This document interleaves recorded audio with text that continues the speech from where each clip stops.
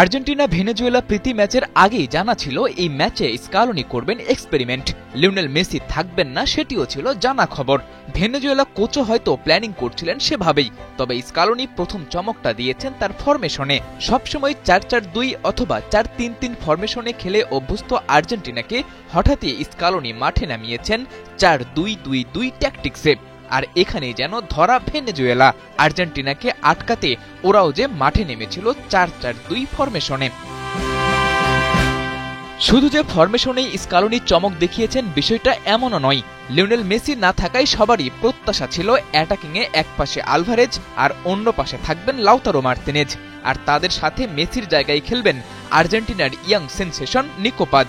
কিন্তু কিসের কি, ফরমেশন চেঞ্জ করে নিকো পাজকে স্কালোনি নামিয়েছেন ডিপলের জায়গায়। মানে মেসি না থাকায় তার বডিগার্ড ডিপলও নেই একাদশে। শুরুর একাদশে থাকায় নিকো পাজকে দিতে হতো কোচের আস্থার প্রতিদান। ম্যাচের শুরুতেই ডিবক্সের বাইরে থেকে বুলেট গতির এক শট নিয়ে স্কালোনির ভরসা তো বাড়িয়েছেনই, প্রতিপক্ষকেও জানান দিয়েছেন তিনি যেমন তেমন কোনো ফুটবলার নন, তাকে আলাদা করেই করতে হবে মার্কিং।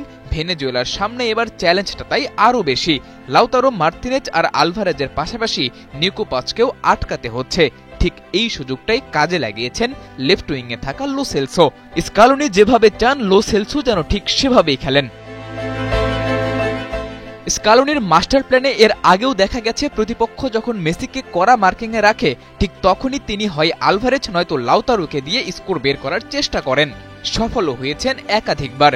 মেসি না থাকায় এইবার সেই কাজটা সারলেন লো সেলসোকে দিয়ে। মেসি ডিমারিয়া পরবর্তী আর্জেন্টিনা কেমন হবে তা নিয়ে চারিদিকে যখন নানারূপী আলোচনা, ঠিক তখন স্কালোনি যেন একটু একটু করে জানান দিচ্ছেন ভবিষ্যৎ আর্জেন্টিনাও প্রস্তুত হচ্ছে, যা আরো ভয়ঙ্কর। 2026 বিশ্বকাপের পরই হয়তো যার আসল রূপ সামনে আনবেন এই মাস্টারমাইন্ড। সাদাতুর রাফি, ৭১।